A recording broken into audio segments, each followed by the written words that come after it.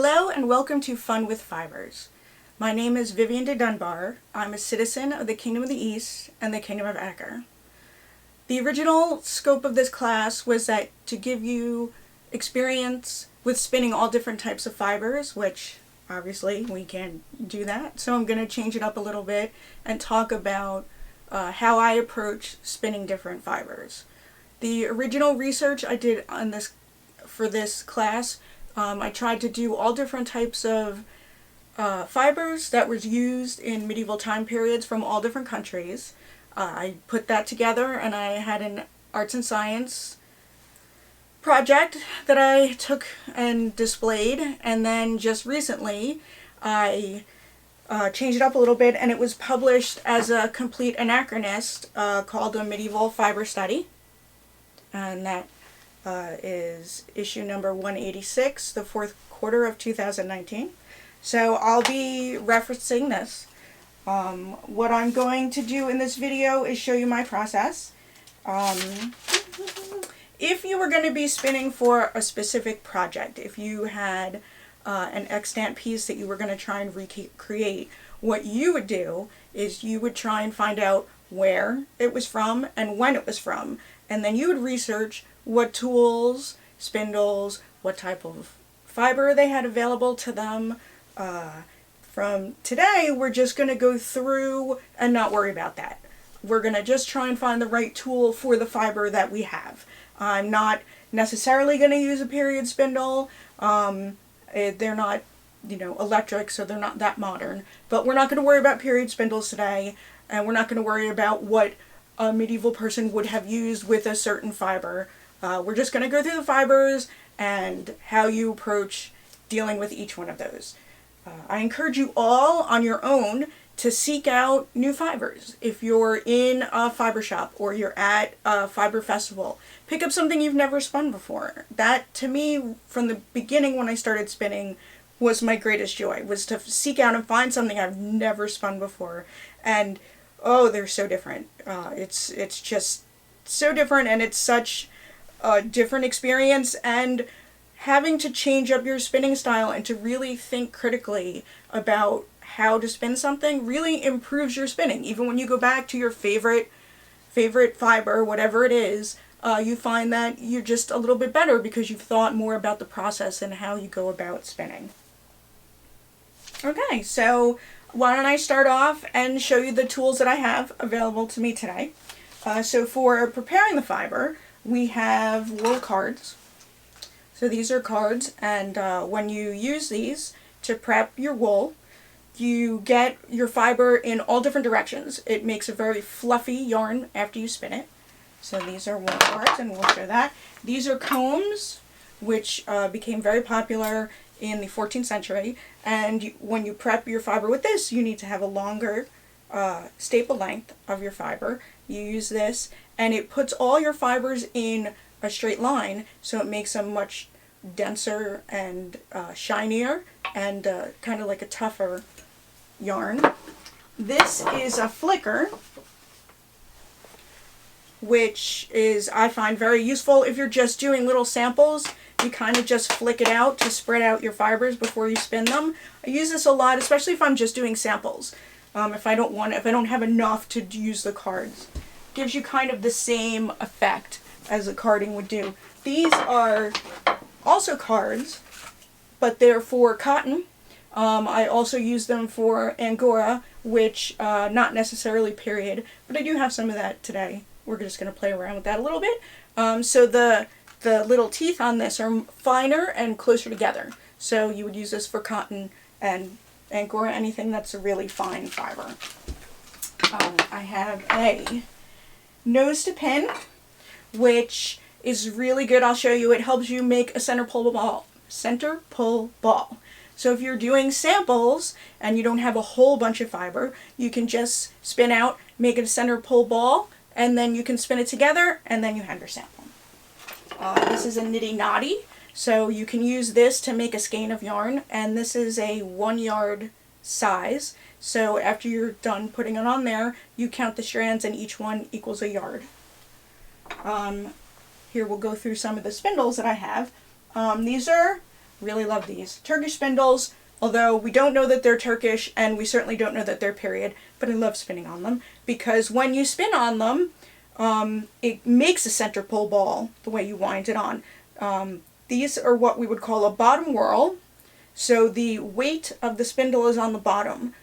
If you're a beginner spinner, I suggest starting with a bottom whirl. It's not the popular thing right now. Everybody likes to use a top whirl, but the bottom whirl spins more slowly, and it makes it easier for you to deal with it, especially if you're just starting out, and you use park and draft. This is how I learned, and I find it a little easier. It's also good if you're doing something heavy, because you can spin longer. If you're using a wool and it's thicker or it's stronger, you can spin for longer without having to unload it. So these are just two different types. Here I have some top whirls. So a top whirl spindle will spin faster. The thinner that you spin it, the more it has to twist. The thicker, the less it has to twist. So if you're doing something really thin, save yourself some grief and spin a little faster.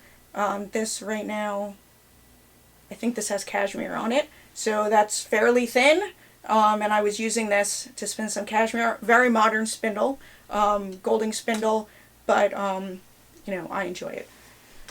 Okay, here I have some replica medieval spindles.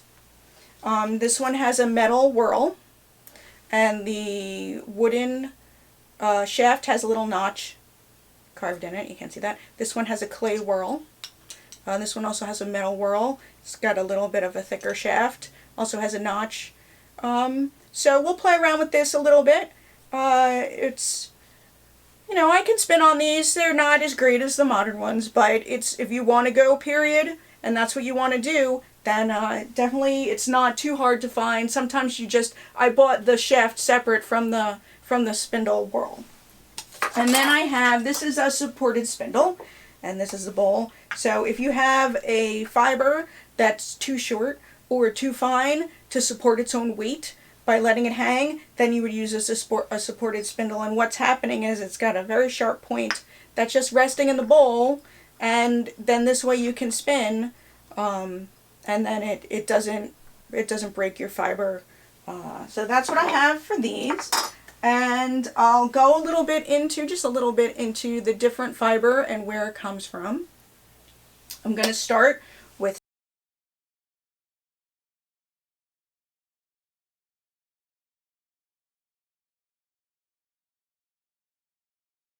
silk. So the silk, you may or may not know, comes from the silk cocoon. So the silkworm eats and eats and eats and eats, goes through its different stages of growth, and then it's ready to turn into a moth, so it puts itself in the little cocoon, and this is all one strand of silk, hundreds of meters long. So what you have to do is you have to put this in boiling water. Now, I don't know if you can hear that, but the dead worm is in there. These have been steamed. You let the moth come out, then what happens is then the strand is broken, and that's broken strands. You can spin that. If you just reel it out and you have reeled silk, then that gets woven that way. You don't actually spin it. I'm not going to do that. So we do spin it, and it's the broken strands from that. Sometimes modern, they're called piece silk because it doesn't kill the moth. And if you do sericulture, which is silk, you're going to need to have some moths, because the moths, all they do is lay eggs. They don't eat. They just lay eggs and die. You're going to need some eggs. Otherwise, you're not going to get silk the next time. And these are from China, different types of silk. There's some that are kind of like a golden color, and that comes from India, and they eat something different. This type of silk is, they would consider domesticated. They have the eggs on paper, they put it in the sun, the eggs hatch, somebody feeds them the mulberry leaves, that's all they eat, and then controls the temperature and the humidity and the growth. There are some types of wild silk that people have to go pull these out of the the bushes and stuff. So this is the kind from China. Here I have some silk. Silk is very long, even though these are broken strands that were reeled off. You can see the way you can tell how long your fibers are is just by taking it and pulling it out. See, that's super long. That's how long it is. Also, I didn't have a chance to do it. Before I spin silk, which is one of my favorite things to spin, I usually clean my hands with a scrub, with like a hand scrub, because every little callus or imperfection in my hand is going to catch the silk. Also, made sure I did file my nails because it'll catch on that as well. And as much as I love to spin silk, spinning it outside, if it's really windy, also difficult. It knots up so easily. And so we're inside and turn the air conditioner off so it wouldn't be too noisy. So we're gonna do some spinning, and let's do a top whirl.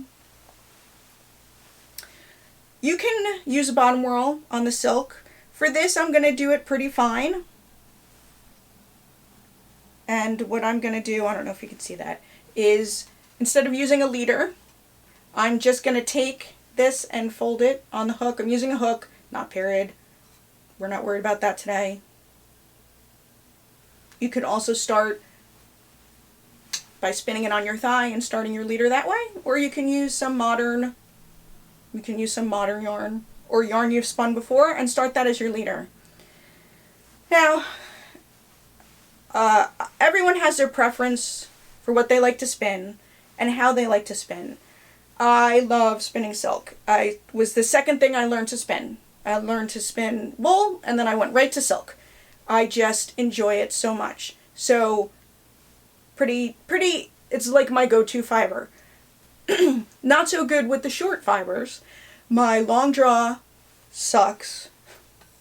And I've just kind of always done the inchworm that you learn when you first start spinning. But it works, and it comes out fine, so it doesn't matter. You know, as long as you're spinning for the end result or you're spinning for pleasure, you do what works for you. Again, this project is all about the fibers and what they used and where it came from. Silk was known all over the known world, but through traders. It was really only from China and India, and then was taken to different places. There's folklore that Justinian had people smuggle out eggs from the silkworm I've heard in turbans, in stabs of their stick, walking stick. So they did have it in Byzantine and then what became the Ottoman Empire. And then so they had it there, but silkworms weren't prevalent in Europe or in the northern hemisphere, so they only saw finished product of silk. They would see the finished things. They did know about it again from traders, so it was pretty rare and it was a big luxury. So again, if you're going to be doing a silk project, that's fine. Even if your persona is not from there, you have to come up with a reasonable reason why you would have silk. But if you're not doing it for a project and you're just doing it to experience it, then, just have a blast. I've been trying very hard to get some of the golden colored, I think it's a tussa silk, with no luck. And especially now, things are even harder to come by if it's coming out of country. So luckily I have tons and tons of fiber. I don't have to worry about buying any more, and I will not be bored. This pandemic could go on for months and months and months. Hopefully not, but I'd have plenty to spin because I have that much. Okay. So we only need to do a little bit. And really, I could be spinning this a lot more. Because I'm spinning it so fine, it could take a lot more twist. But we're just doing it for the sake of this now. I'm going to use the nose pin. It can be tricky because remember how I said silk tangles, you have to be really careful when you put it into a center pole ball. And actually, I'm just going to spin the end a little more so that it doesn't get knotted up. Now, I tend to just, for my own, I always, unless there's an important reason why I wouldn't, I almost always spin clockwise when I'm spinning a single, and then spin counterclockwise when I'm plying. Only because sometimes, like that cashmere that I showed you has been on that spindle for years, and I don't want to have to remember, did I spin that clockwise? Did I spin that counterclockwise? I know that I spin it clockwise. Okay, so now I'm going to put this on here and just make a really quick center pull ball.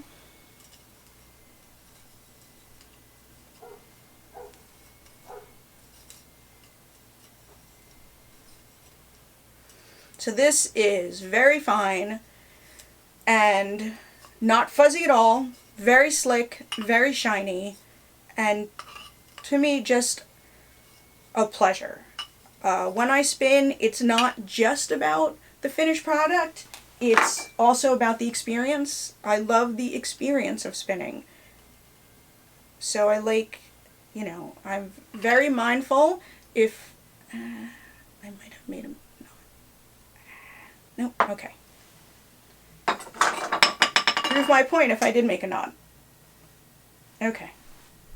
So now, what I'm going to do is I'm going to tie a knot. Just a quick little knot. Just so I can hang the spindle there. Again, I have the hook. Can be done without a hook, but for ease. Okay, now I'm going to untangle this a little bit. If I can, I might not be able to. Yeah. Alright, so I have a knot in there. That's because I'm going fast. I normally wouldn't do a center pole ball with silk. I usually spin it and then make a ball. One ball by hand. And then put it aside or leave it on the spindle. I have a couple of spindles like this, and I just leave it on the spindle to avoid what just happened. I have a nice big knot in there. But it's just a sample, so it's okay. And then I'm just going to go by feel what I think is spun enough. And if you can see, let me pull this up a little bit, just how fast that's spinning. That's a top whirl. Spins super fast. Okay. So, I think we're good. Probably overspun a little bit. Ever hurt anybody? So, there we go. Silk.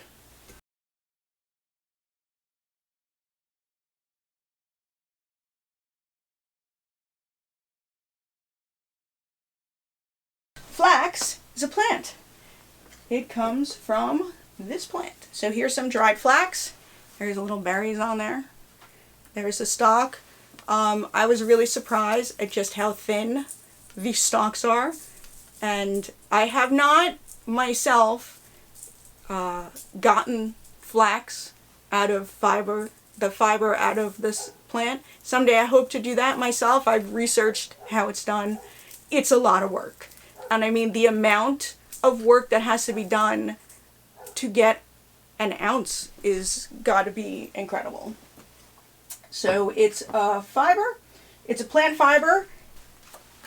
Okay, how they get fiber out of the flax plant is what they do is they take this plant, they put it through a set of combs, almost like these combs, except there's more rows of them, and they beat it to get all the berries and stuff out of it. Then they have to do the retting, break down the outer core in order to be able to get in to the fiber. So they do it either wet or dew. So they put it out on the plane, and dew retting is just letting it sit there, and in the morning the dew gets on it, it kind of rots it out. Basically you're rotting it. And you need a lot of space, and you need to have dew, and it takes a while, and they turn it over, and it takes a long time. Or you can stick it in water and have moving water. So they would put it in a river or stream and that rots it out. You have to make sure it's not too rotted, because then your fiber will be garbage. So that takes a lot of time. They get it retted. It's enough that they can get the fiber out of it. Then they have to break it. So they take it, and that's called a break. It's a flax break. It's big. Usually it almost looks like a knife. Sometimes they use a mallet, depending on where they were, and they would break it up so that it would get the outside and the fiber away from the core. Then they do hackling, which is another set of combs, a little bit different from the original rippling, again, like that, and they, to get everything, all the outside material out, all the core apart from it, and then you're left with beautiful fiber that you can then spin. Flax is grown anywhere. You can grow it anywhere. There's no one place that we know it originated from. They use it all over Europe, all over everywhere. So it's one of those fibers, and it's absorbent, and it's cool. It's used a lot for linen, flax, for table linens, for bed sheets, for towels. Undergarments were almost always linen because it was absorbent. Linen and flax do not take dye well, so they didn't bother really dyeing it. Now, with synthetic dyes, we can get all kinds of colors with it. If you bleach it in the sun, it'll get lighter. The flax that I have here is not bleached, so it's kind of like a natural color. It's not what you would think of if you buy something that's linen. It's not soft at all. It kind of feels like straw. The more it gets washed, the more the excess stuff gets washed out of it, and it gets softer and softer. And so when you spin it, because it's kind of harsh, you want to wet it also, because see, I don't know if you can see. Let's get a little closer. It's kind of fuzzy. It looks fuzzy, right? When you wet it, it smooths it down when you're spinning. So if you want to get a nice, fine, smooth, you wet. You can either use water. You can use, they would use their mouths. They would use spit. Or I have read some places, and I haven't gotten the research for it, but I've heard some places mention that they would boil linseed oil and use that, and then it's also kind of ready to go for warp. It's then treated for weaving. So I'm going to play around with it. That's one of my upcoming arts and science projects, is to spin the different ways and see. So see what works for you. Now, this, as far as the length goes, we'll pull some up there. It's I would say medium, a little bit long. So you can really spin it depending on how you're spinning it. If you're spinning it thin, you can use a top whirl, you can use a bottom whirl. It's strong. It'll be stronger when it's wet, and definitely stronger when it's spun. So pretty much it's up to you and what you're comfortable with. I'll use a top whirl again. There are some pictures from, I think it's on an Egyptian tomb, where they were using top whirl spindles, and they had, in the picture, they had it going through a bowl of water. So like the flax would go through water, they had it all set up, so the person was spinning it, and they had somebody behind it putting in the water. But I have a little thing of water right here, and we're going to do it that way and not get it in the cards. So because this was bought already prepared, I didn't need to do all that with getting it from there, but we don't need to comb it, we don't need to card it, it's already straight. Now, of course, if I was spinning this, I would have it on a distaff, but just for sample reasons, I'm not gonna bother with that. So I'm just gonna work a little bit of it here so I can get a leader.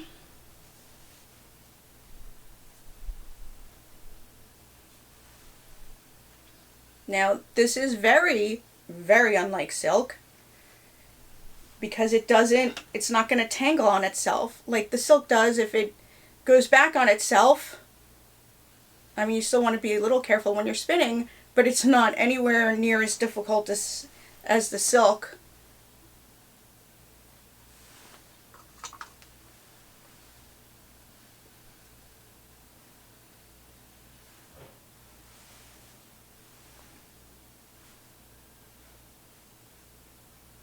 So there we go, we're spinning it. And you can get this pretty thin, which is really nice. And I mean, if you have linen clothing, look at the fiber count. Look at how thin it's incredibly thin. I haven't tried to spin it that thin to make something like the weight of my veil is linen. To get it that thin, those fibers are really, really small. And a lot of times it was spun, it was woven as a single. It wasn't plied. It was a single. So it's strong enough that you can do that. Flax, it can be strong enough for that. So, I mean, that's pretty thin. It's kind of like what I was getting the silk at. Let's get the little stuff. And see, it doesn't have that fuzziness. Well, you probably can't see, but it doesn't have that fuzziness that has because I wet it. Alright. So, no problem putting this in a center pull ball.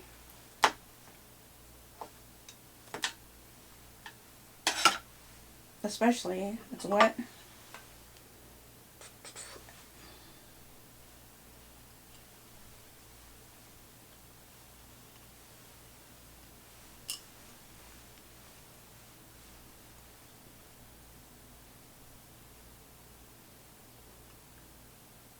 I definitely recommend spinning some linen. It's a definite, I really didn't need to even put it on there, it's not that much.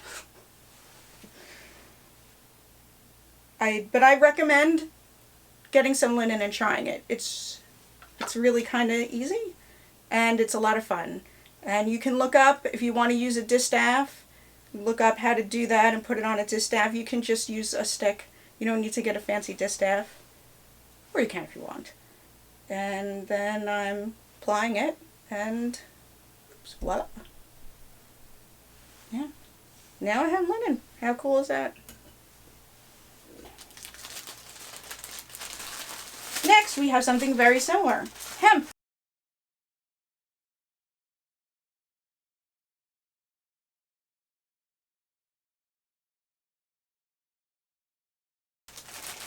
Hemp was very hard to research because there's not a lot of information. And mostly, especially because I live in the United States and it's illegal, it's hard to get information. There are records of it being used in China. They did have it in the United States and all over later on. Mostly it was used for rope because it resists rot with water, so it was really good for sails on a ship or for rope. It doesn't get as soft as linen does after washings, but it does soften up, but then also you don't have to spin it wet because it's not as hard and sharp. It's already whiter, but it's similar. I don't have the hemp plant. You can grow it if you have a license in the United States. And the hemp that's used for fiber is different than the hemp that's used for marijuana. It's a different species. Just like for flax, where you get the flax seeds that you eat, it's a different variety because then you want all the nutrients to be in the seed and not in the stalk. So the hemp that's for the fiber has a stronger and a thicker and a taller stalk. So you can't get high off of this. But it's illegal. They made it all illegal. I read in some places that was due to the cotton lobby. Took advantage of the situation with them making marijuana illegal, and they made hemp illegal because then it's in competition, because just like flax, it's really easy to grow hemp. It's not in a certain temperature, whereas cotton, when we talk about cotton, it's very specific places that it can be grown. Okay, so we're gonna spin this. It's just really the same as the linen, except you can spin it wet. I'm not going to. And this, just for the sake of argument, let's use the bottom whirl. And again, I'm going to start a leader on this one. It doesn't have to be. So I'm just rolling it. You can't see, I'm out of frame. But I'm just rolling it on my thigh. just to get a start. Because it's not very sticky to start off with. Like some wool and silk, it's very sticky right away. But this is, it's like I said, it's kind of almost feels like a grass. And you really need to spin it. But once it's spun up, it'll stay. Oops. That's why they call it a drop spindle. Not really. So actually what happened there is trying to spin it as thin as the flax, and it wasn't having it. So I have to adjust. I can probably get it thinner than this, and probably if it was wet I might be able to do it. But it just, it feels so much different. I mean, it still feels like straw, but it's right off the bat softer than flax. This is also real nice to spin. Especially now this is really uneven. Because I'm not really paying attention to what I'm spinning. I'm frantically trying to remember what to say. But that's why I encourage you to spin different things. And, you know, for whatever reason, I spun the flax much easier. Okay. I'm not even going to use the center pole.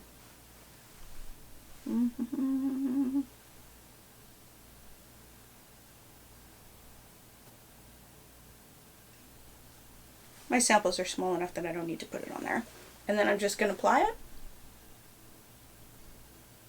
Yeah, this is really uneven, but that's okay. It's just samples.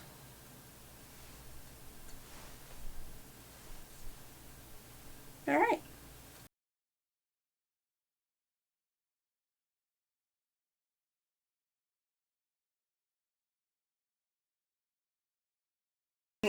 I'm really bad at spinning cotton. Really bad at spinning cotton. But I still do it. And because I'm so bad at it, I try to do it. I've tried to work on it. I have two different kinds of cotton here. Most of the cotton that you see now is white. They want white cotton, and then you can dye it whatever color you want, right? But cotton does grow in colors. So here I got some nice brown. It also can grow in a beautiful like sage green. You can get a dark brown. So there's different colors, and this cotton is the kind that comes from the plant. Like what we're all used to seeing. This is like an old sample, so it's been a little beaten up. This still has the seeds in it. The seeds are kind of fuzzy. They're like a hairy seed, and they are really hard to get out of here. You know, you learn in school that the cotton gin changed everything because it's so hard to get the seeds out of the cotton. And you don't want the seed to break because then you get the oil all in it. The cottonseed oil, you see that used all the time in potato chips are cooked in cottonseed oil. That'll ruin the cotton. So it's a bear to get these seeds out. This type of cotton is grown like on a bush, but there's some cotton that comes in trees, and that's in India, and not as popular. It was probably more popular medievally, possibly, but that's where you also get a lot of colors. But now this is kind of the kind that you see all the time.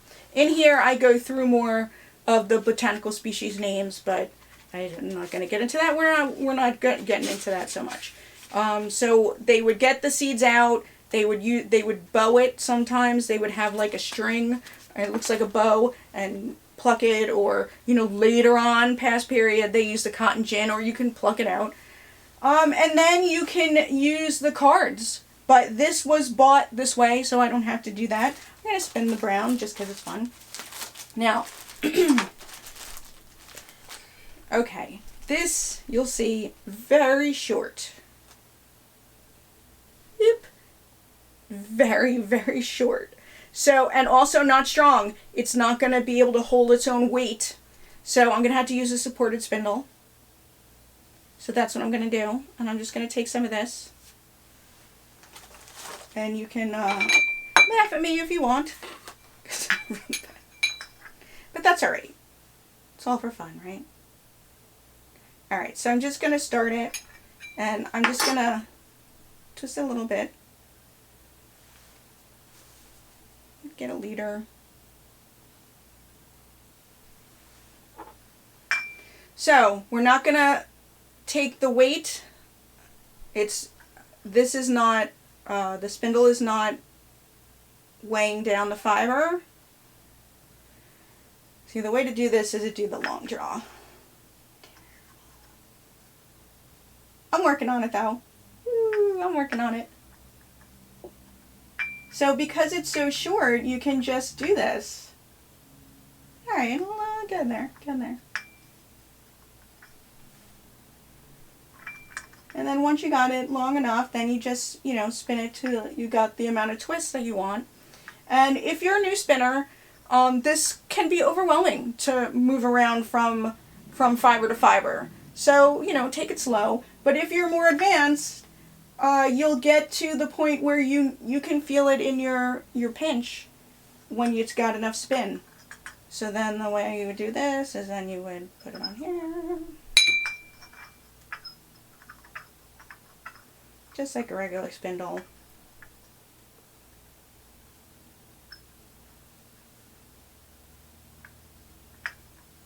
And then you just keep going. And I mean, if I really cared to, I got a lump there, I could take that out. Oof. Alright. Here's where it's all falling apart. So, cotton. You may be saying to yourself, is cotton period? It is some places. So, think of in the United States, where is it grown? It's grown in the South, right? Georgia, that area. So that whole swath, it's also grown in Mexico. There's a whole section of the earth all the way around where cotton is grown. That's the only place it could be grown. So it was grown in Africa, it was grown in India, it was grown in China, and the United States, North America. So that doesn't really figure into our period too much, but it was grown there. And it was known. They used it in Egypt. There's some Persian, I think it's Persian, cotton socks. So they had cotton. And just like silk, they would have cotton fabric. It was by traders, would bring it in. In India, they had a lot of cotton. And it, you know, it was hot weather, so it's great hot weather fabric.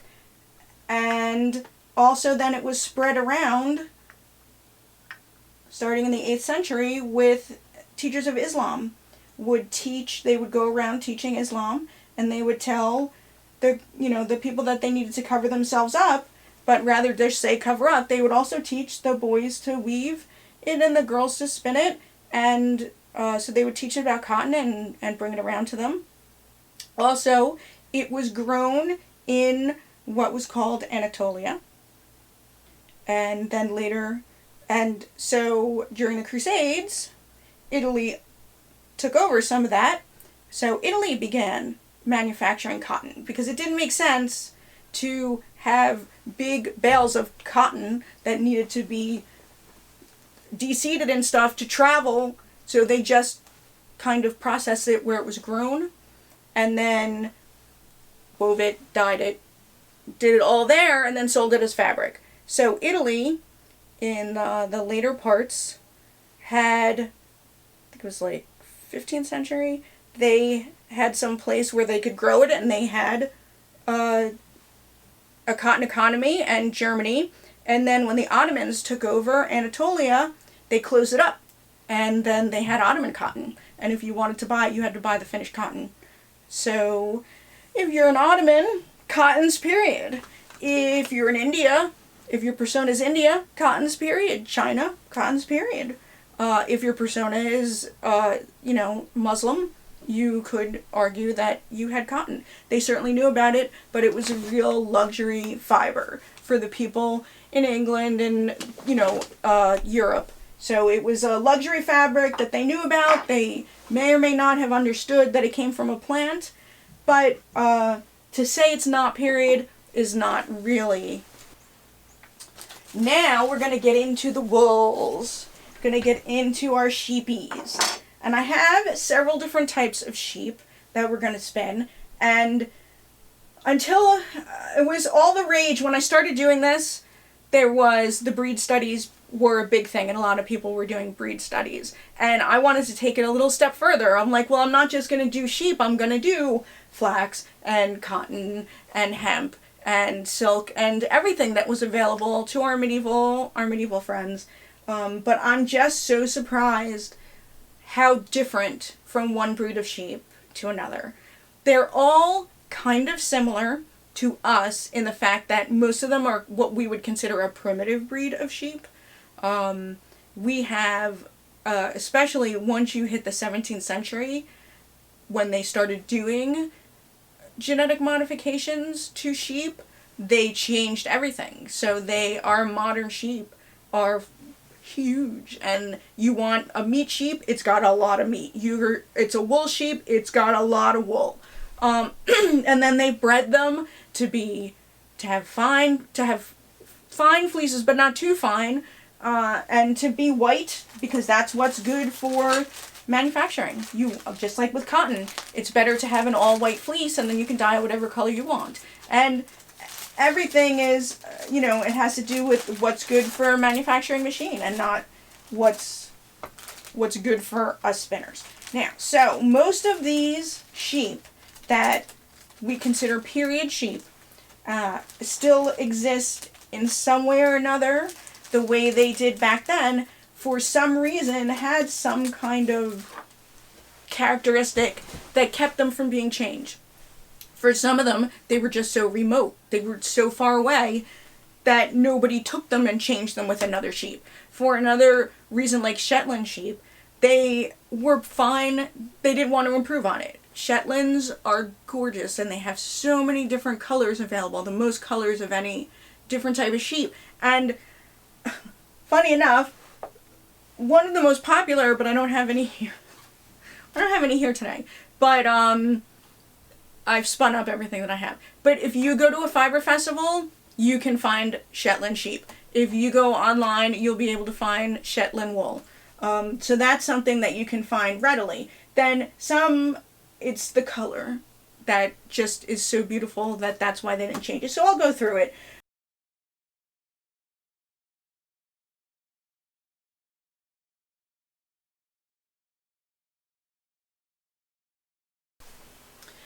We're going to start our wool section with Jacob sheep.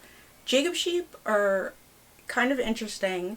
They don't know where they come from. They don't know how far back they go. There is no evidence that they're actually from a medieval sheep that's come down. The reason that I consider them to be a period breed is because they're a recreation breed. They took the sheep and they tried to breed it back towards the standard of, they have a picture from some Syrian pottery from, I think it's the Bronze Age. So they tried to make it look like that sheep. So I consider it a recreation breed. It's kind of what the SCA is all about. So, and I love this sheep. The females can have 2 to 4 or 6 horns. Usually they don't have 6. The males have 4 to 6 horns, and they're kind of a smaller sheep. They have, brown and white fur wool. So it's really very interesting. Now, the American breeds are closer to what the medieval standard would be. Then the ones in England are a little bigger. But I really enjoy spinning it. It's not super soft, so I wouldn't put it next to your skin. My next Arts and Science fleece to frock project is I've got a ton of Jacob, and I'm going to spin the white and the brown separately, and then I'm going to mix them together and get a gray, and I'm going to try and do a plaid. Hopefully. So for right now, I'm going to spin them separately so you can see. The locks are, I would say, medium long-ish. That's the lock. So I'm going to use the combs, because the combs are going to give it that real fine definition. It's going to be, it's not going to be fuzzy at all. So if I was doing the color, it won't fuzz in between, and it'll be really crisp between the brown, the white, and the gray. You can use the cards, and especially if I was going to mix them all together and just do a gray, I'd probably do cards because it would be easier. So it all depends on what you're trying to accomplish. So here I have a big knot of vegetable matter. Especially now where we can't go to fiber festivals in person, we're kind of relegated to buying things on the internet, and it can be a little difficult. You don't know what you're getting. And even some of the fleeces that I bought when I first started buying fleeces, I didn't really know what I was looking for, and I bought some crummy fleeces. And now I kind of would just toss it. I wouldn't even waste my time trying to get everything out of it. This one is pretty clean. That was just one little spot that had some vegetable matter in it.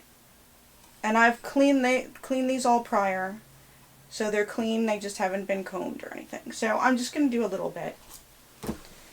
And so now we use the combs. And there's a lot more waste when you use combs than when you use cards, because the fibers that are too short are not going to go through the combs. And remember, I said when you're using the combs, you want to have all the fibers going in the same direction and being more uniform, so you have a lot more waste. Something to think about. What I do with my waste is I save it. I usually save it in a bag, and I use it for stuffing. I stuff pin cushions or any other kind of anything I would need to stuff with wool, so I don't like to waste.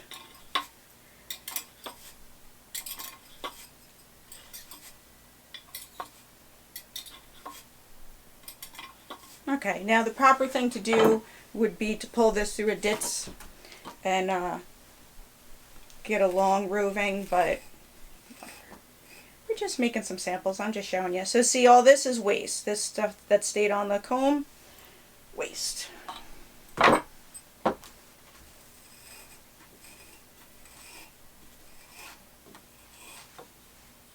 And that's all short, fuzzy waste for another thing. Alright, I'm going to use a top whirl. I'm going to start a leader on my thigh.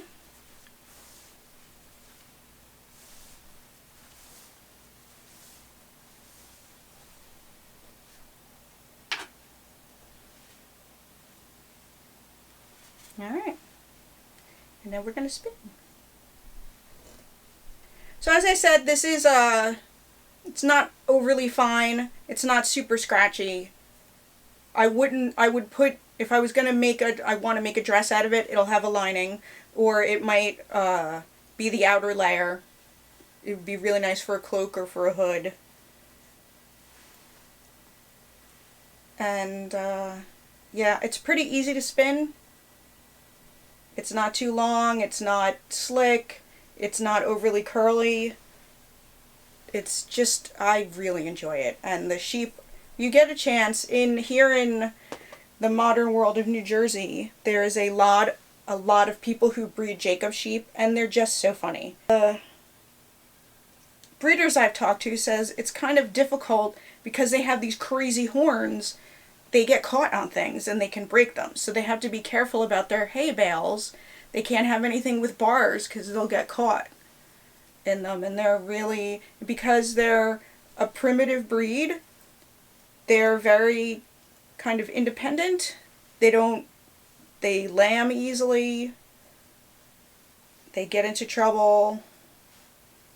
And they're smaller than what a modern sheep. And a lot of people think they're goats, especially with the horns. A lot of people don't really realize that they're sheep. They're just a really funky looking breed. Now, I've never had to edit a video before. If I can figure it out, I'll magically post a picture of the Jacob sheep that I have met, but we won't know until after I try and edit, if I can do that. I'm making no promises.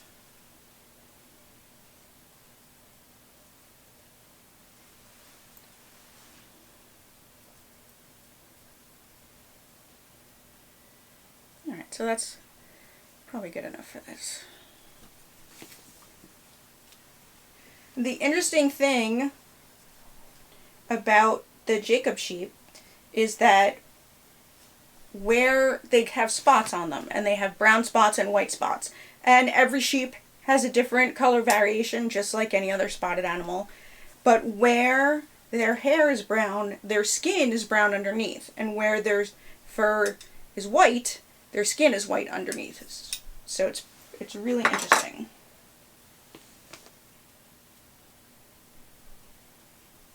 And so I'll just put a little knot in this, and I'll apply it together.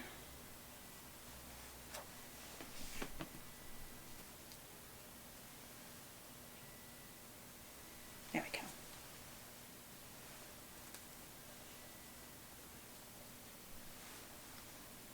So this is a super easy beginner wool. Not as soft as a merino or a Shetland, but still enjoyable.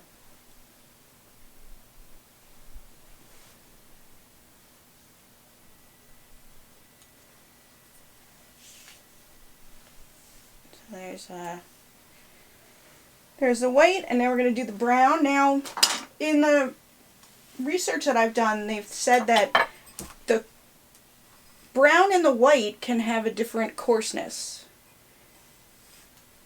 It's not that I've noticed. It could be, but I don't think it varies greatly. I certainly haven't seen the difference in anything that I've knitted or woven with it. But I also haven't looked at it under a microscope, so. It's just such a great color brown. Okay.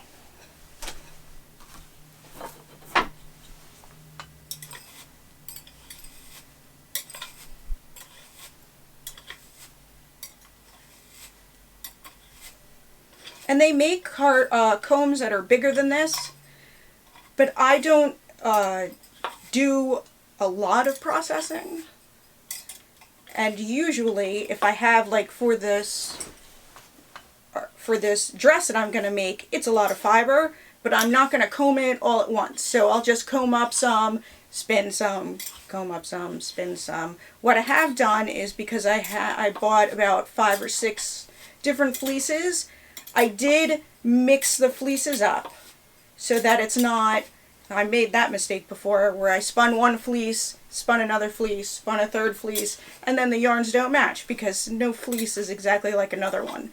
So, learned my lesson, and now I have them all mixed up, so at least I don't have to worry about that. Probably if I wanted to be really consistent, you could do all the processing ahead of time, but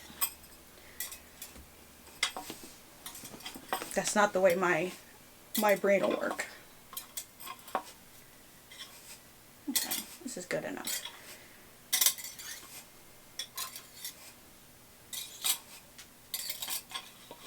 This is, you probably can't see, but it's real nice and smooth and silky.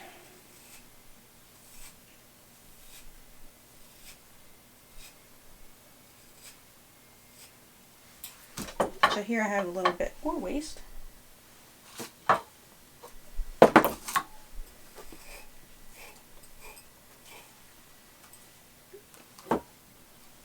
Alright. That's the bottom. Again, I'll start the leader on my thigh.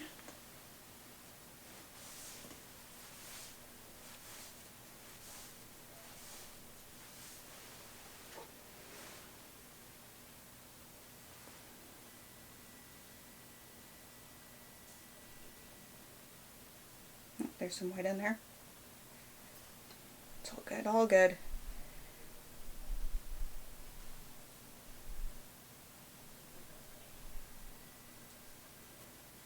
What you can also do, there's so many, when you have 2 colors on the same fleece, there's so many things you can do. You can do brown, white, and gray. You can do it all gray. You can do like a barber pole. You can have one single that's brown and one single that's white, and then ply it together and you'd have like a striped.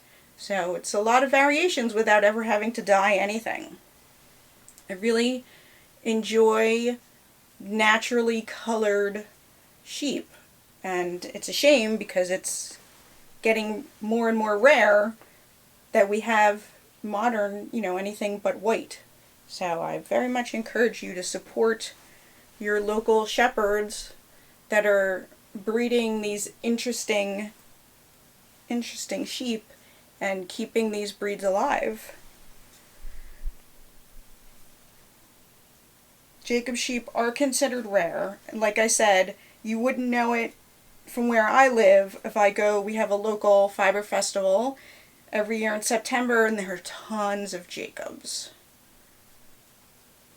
So for me, I'm lucky, but that's just like a medieval person. They had sheep, and whatever sheep was their local sheep, that's what they had, and that's what they used. They didn't have access like we do to mail away, or, I guess if they went to a festival, they could do it traders, but mostly you're going to use the raw materials that you have available to you locally.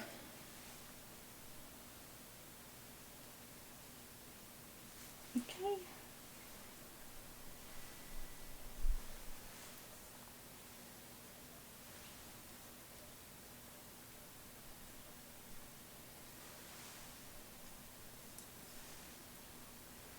Let's just ply this up.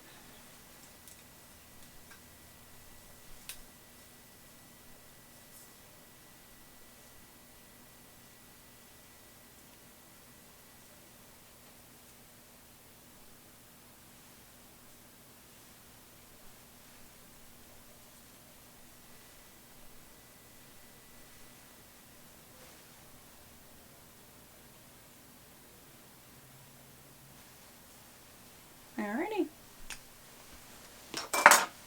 So there we have our brown and our white from the same sheep. How cool is that, right?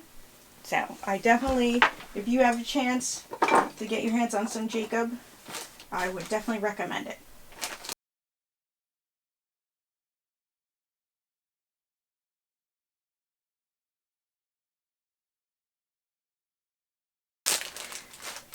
So the first time I tried to make a dress from fiber, I used the black Welsh. And the beautiful thing, the color. This is all about the color. Remember how I said earlier that there's some characteristic of the sheep that kept it from being changed over the years. For this, it was the color. This is the natural color of the sheep. It is, I'll put it against the white, it is very dark, almost black. And the great thing about this sheep is even as the sheep ages, the hair doesn't get lighter. Most sheep, that's the way it is. Just like, I don't know if you've ever had a dog that had black hair, as it gets older, it gets gray, just like humans.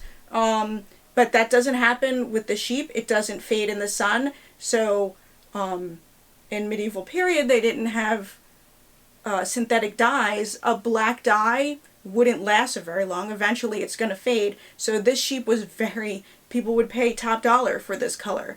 Again, not soft like what we're used to, and it has I find it has a lot of lanolin, which is kind of nice. So this is a hard wearing wool. Remember how I said I made my mistakes? Well, this was one of the ones where I made the mistake, is I bought one fleece, spun it, it was a real garbage fleece. Then I got another one, spun that, it was nicer, and it didn't match. So I have a nice hood now. Now, this is shorter than that Jacob that I had. You could still comb this.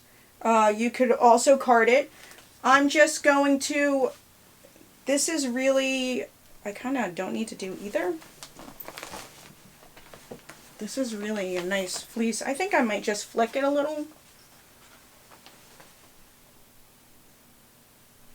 And I'm not going to flick it on the table. You're not really going to see it. I'm just going to try and spread out the edges. I did a little bit of spreading.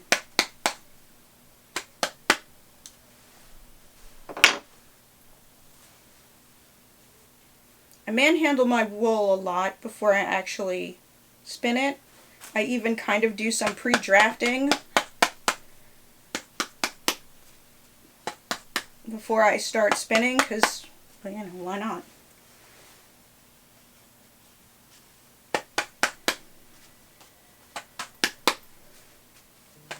And I mean, there are people who have researched more into period styles of how they spun and how they would hold their spindle. I have not gotten into that. I've really just been spinning for effect. I have done in my projects, like for the, when I was trying to make the dress, I didn't do it all on the drop spindle. I did it on my wheel, which isn't period, but what I did do is I spun both on the spindle and on the wheel, and I didn't find, for me, you could tell which one was which was spun which way. I know I've spun for longer on just the drop spindle, and I spin more often on the drop spindle. I'm actually more comfortable, and I think my spinning is a little better on the drop spindle than it is on the wheel. But when you have 5 pounds of wool to spin, it's just not practical for me to do it all on the drop spindle. But that's for you to decide. So this is just beautiful. Now this is a little bit crimpier than the Jacob. So I feel like my wool is not as smooth. I also didn't comb it, so that also has an effect on it. I don't think I definitely can't get it as fine as I could with a Shetland. But it's fine enough for what I want. And it's really strong. And these sheep in person are a little bit bigger than the Jacob. And the Jacob sheep are kind of thin. These are more like a blocky sheep, but hard to find. Not a lot of sheep in North America. Not a lot of breeders breed Black Welsh. Obviously, these are from Wales in the mountains, and they're black. Now, you know what?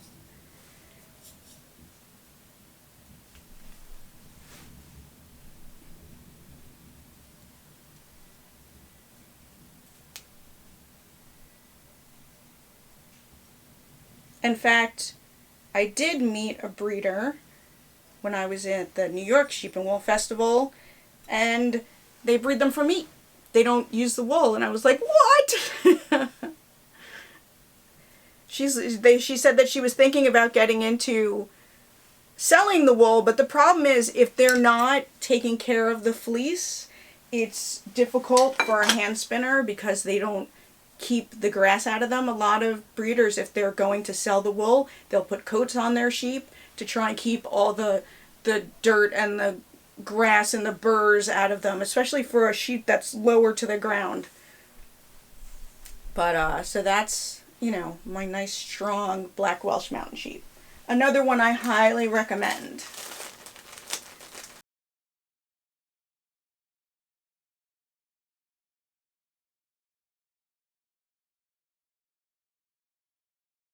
Soye is the oldest breed that we know of. This is an Iron Age sheep. It is very primitive. So primitive they they shed their wool. So these sheep don't need to be shorn. They kind of rub up against things and it falls off. They shed it because before sheep were domesticated, they didn't have somebody to cut their hair off. So they think that this is one of the first domesticated sheep.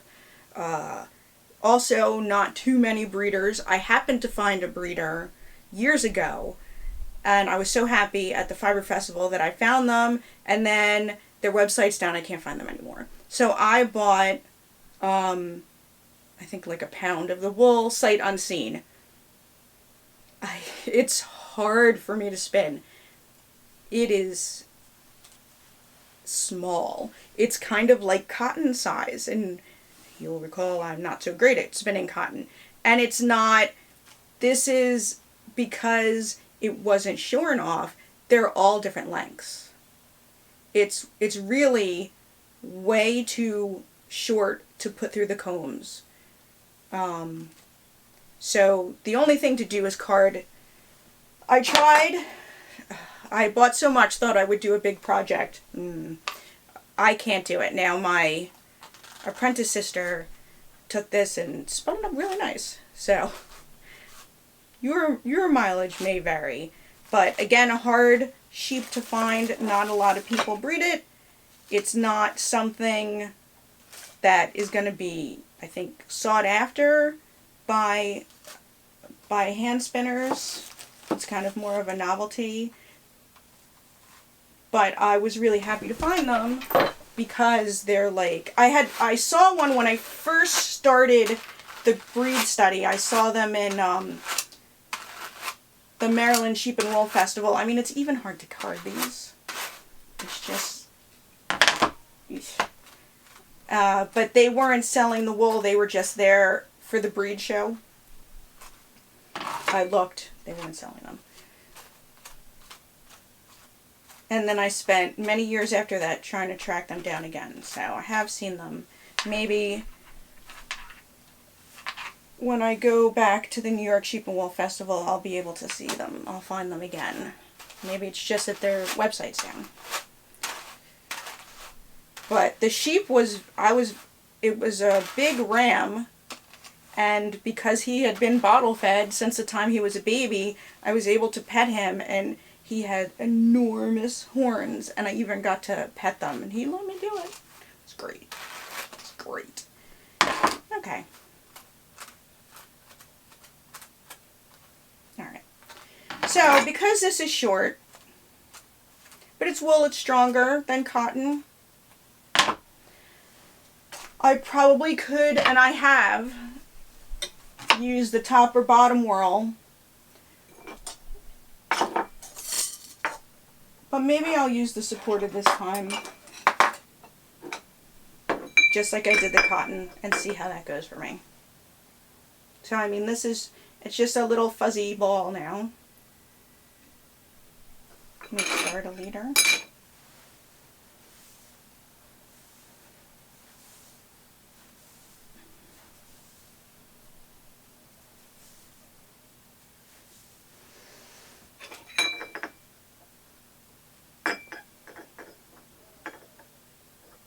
This is maybe what if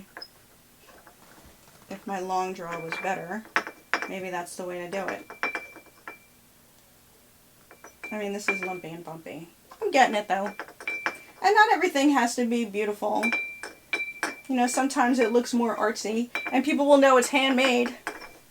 Sometimes if it looks too good, people don't know you made it. So, you know, it could be a design choice. It is a bouncy yarn though. And this would certainly keep you warm if you got to it.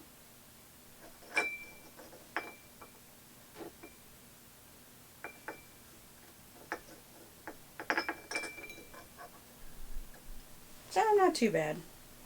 Not my best yarn. But it's soy. And it's fun for me to spin different yarns. So I'm not always trying to do the most beautiful yarn. That's not what this is about. This is about experiencing it.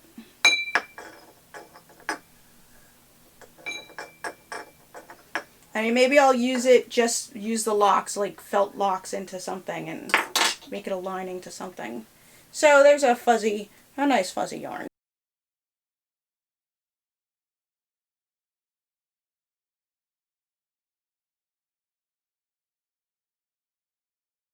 Where are my Vikings at? Icelandic wool come from Iceland. Big surprise.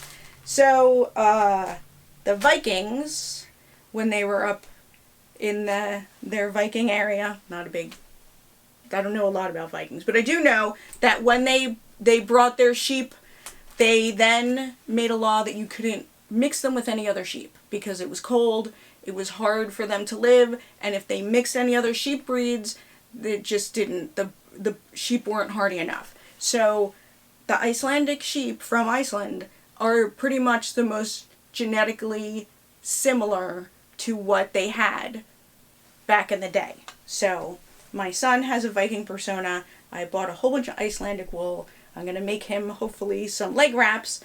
And this is a rare that usually you have a breed of sheep that you use for meat and one that you use for wool, but because they only have this breed, this was their meat, this was their wool, and this was their milk. So this is very interesting. It's almost like hair. It's a very hairy sheep. It's not very soft. It's got a nice long, I'd say long. It's longer than so far the Jacob.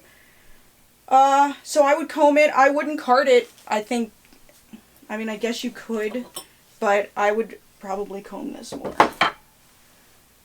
And this, because it's not very curly or crimpy, it gives you a nice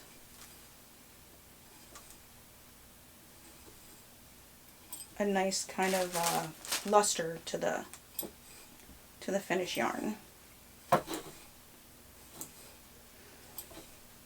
And I've gotten, I think there's only like 3 main colors. I've gotten like a brown, pretty dark brown, and then kind of like a brown, almost like a henna colored. There might be some more colors. This is a little bit easier to find. And of course this was from, I bought this at the Maryland Sheep and Wool Festival, so this is an American sheep. It's not from Iceland, but they were showing and selling the fleece, so you would think they're trying to keep to the standard. My video cut out while I was spinning the Icelandic and I didn't realize it. I had 2 more sheep that I spun and was talking to myself, so I don't know really what happened. This was the first time that I've done a video with my camera and this microphone, and this is the first time that I've edited a video, as you can probably tell from my choppy edits. But hopefully that you found some useful information in this. And I had to change the class a little bit from what it usually is. It's usually a hands-on conversation, and it just kind of happens, and it's usually a lot of fun. So hopefully it won't be too long before we can get back to the way things are normally done, and I hope that everyone stays happy and healthy, and we're all together next year at Pensick, and hopefully we'll get to spin together at some time.